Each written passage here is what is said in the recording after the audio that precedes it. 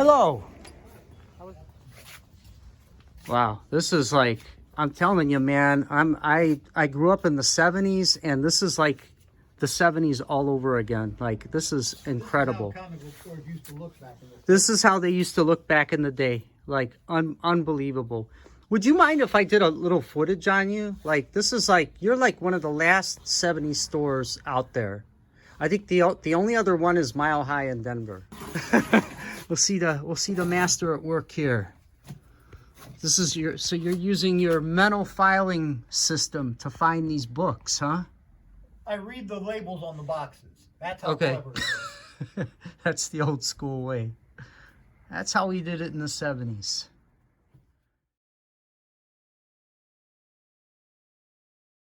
Okay. Ooh, pull that one on the side too. I'm looking for a Better copy? well, we'll see. The one I got is actually, ironically, from the Mile High collection. Ah. Yeah. Then I'm probably not going to be able to surpass that. The quality, yeah. And it's Yeah. got a COA on it too. But, oof. Pull that one to the side. I just like the cover. Wow. Oof. This is definitely Steranko. Yellow claw. Yep. I'd probably take the better condition one if you got one. We'll put that one off to the side. Is this the better condition one then? Which is the better condition one? You want me to okay. Sure. I didn't expect to really buy much because you said you didn't have much. Let's I skipped over the Doctor Strange cover looking for the Steranko one. No. But yeah. Yeah, let's I'm looking for a better condition one of this one too. I have 4 issues of this one, and the best one is an 8.0. I'm hoping this one's a little bit better. I'll take my chances. Yeah. For this. Do you have any other older books like this too? Not a lot. I actually only rediscovered this recently. Wow. Well, I'm a huge Doctor Strange fan, and some of these issues, I guess we'll have to go through these. Let me see what I have here. I have this one. You can count all my 12 centers on one hand, since I've got more Strange Tales than I've got hands here on this one. But really? Nonetheless, okay. I do not have many books that have 12-cent cover prices left. Yeah, I was going to say. I used to have some Fantastic Four and Justice League of America, but wow, those went pretty fast. I'll bet they did. Here's a classic Neil Adams cover. Oh, you know what? Yeah, but it's got a bend in it. Dang it. Maybe the better condition one, and I might consider buying it. I just like the artwork more than anything. All right. Well, I'll let you decide that when you can. I got 3 copies of it. Let's see. Adams did all these covers here with the Dead Man.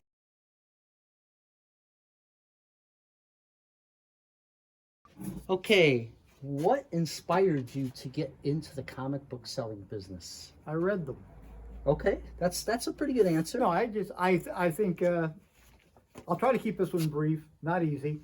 As growing up as a kid, I had an older sister and a younger sister, and my older sister and I would get into some spirited arguments, and I think we started one of the things we agreed on was we both liked watching the 1950s Superman television show. I just started watching those on YouTube. George Reeves and such. And I think that calmed us down. And both of us, my mom would buy comic books of Superman because we knew the show. So I think I got introduced to the comic books because of the TV show tie-in back then. It was in reruns. I didn't catch them new. I'm not quite that You're not that old, yeah. But very close to it.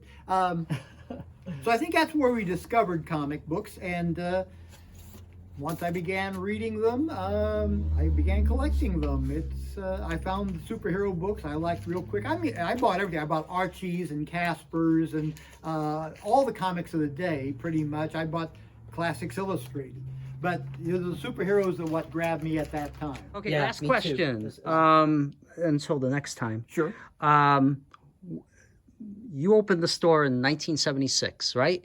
So what changes have you seen from then to now that really strike you as being significant to the genre, to the industry as a whole? That's such a big thing. I got into the comic book store business at a time when I thought comic book stores were dying. In 1976, comic book stores had become significant starting around probably around 68 or so.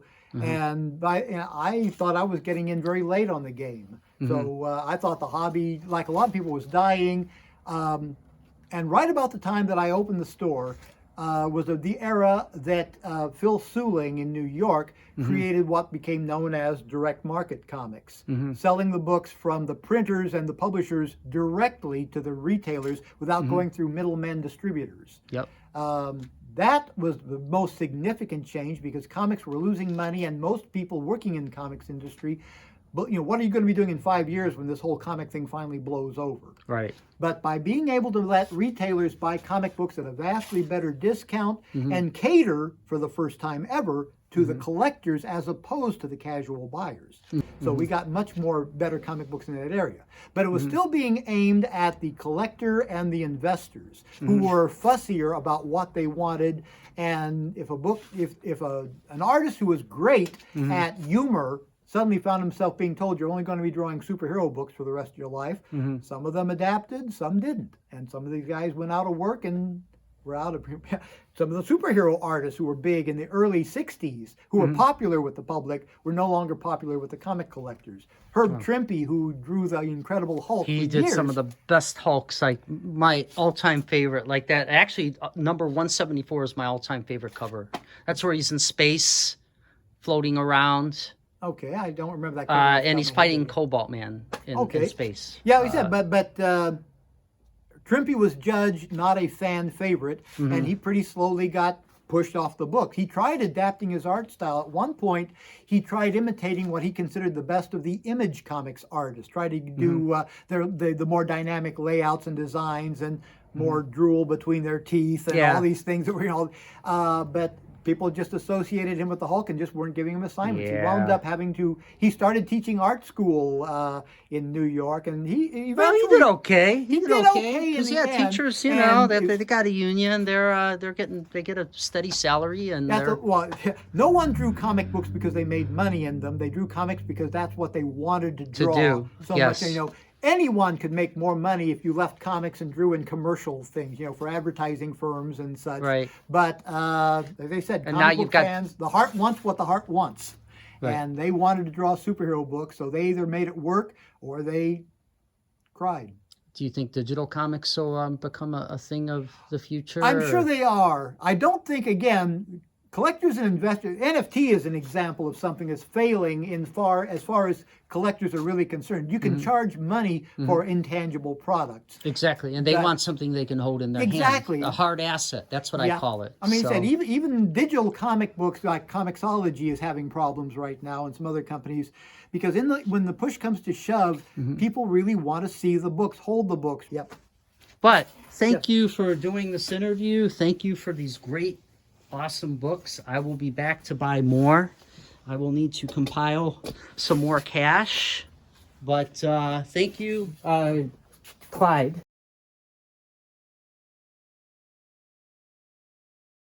Okay, synopsis for the video. So, going to Clyde's comic book store earlier today was just one of the greatest comic book related moments I've had in several decades. And this happened to be a by chance encounter because I was visiting my sister in the area, and I had looked up a couple of comic book shops, and I didn't want to go to the one with the Pokemon cards and the Pops because I'm just not into that. I'm one of those old timers. I just want a no frills comic book store. So I happened across Clyde's, and I looked at the reviews, and I was like, wow, this looks like a store that I had visited in the 1970s. I mean, it was very similar to the one, it was Devon and Broadway actually in Chicago, called Larry's Comic Book Store. And this store reminded me exactly of that store. So it was a great interview. Clyde was a great guy, very knowledgeable. I would highly recommend going to his store if you have a chance and you're in the Rockford, Illinois area. He's on Broadway Street in Rockford, Illinois. You can look him up on Google. So with that being said, let's go through the haul. I got 7 books here, and I got a pretty decent price from Clyde.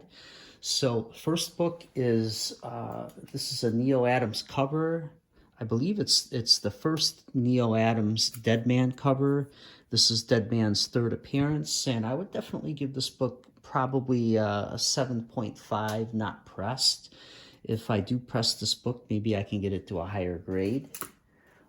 This is another book, first appearance of Zom. I do have this book in a much higher grade from the Mile High collection that I had purchased years ago from that store. But I figured, you know what, I'll get one more because it's really a rare book, and it's just one of the better covers by Steranko and Severin. So yeah, another awesome book. This is number 163, Strange Tales, and this is another Steranko cover, and it's also got Marie Severin art in it, and yeah, just a beautiful book. This is the Nebulous cover that I remember from long ago, number 162. I believe this is Marie Severin. This is Jack Kirby cover, Jack Kalu. I'm sorry, Enter Kalu. This, I believe, is a first appearance. I want to say it is Kalu, first appearance, but and then there's an origin, and I can't remember the guy. I think it's the Ancient One, now that I'm thinking about it. So origin of the Ancient One and first appearance of Kalu. So very nice book. This is a book you may have seen in one of my grading videos. This is actually my 5th copy of this book, and it's probably the best condition book I have. I think the one I showed you in the video that was high grade was about an 8 to an 8.5. This could be a 9 or higher. So, and it could be pressed and maybe go to about a 9.4. So, very nice book. This is the Voltorg. Another one of my favorite issues. Last but not least is the number 153. And this right here, when you look at the pose and everything, this is classic Steranko. So, yeah, it was a fun day at the comic book store. Definitely, I'm looking forward to going back. I was pretty shocked that he had a box that he had found that had just been sitting there for years. With all these different books in it, and you know, sometimes it's like a treasure hunt. When you go to a comic book store, you know, you'll find a lot of bad things, but every now and then you'll come back with some treasures. And really, it's just a matter of you know, getting up and taking action. You know, for those that complain about not having the breaks in life, you got to make those breaks. If you don't make the breaks, then you know, you're just going to be a victim to the circumstances at hand. So if you like this channel and you want to see more content like this, please like and subscribe. Thanks again, and welcome to my channel.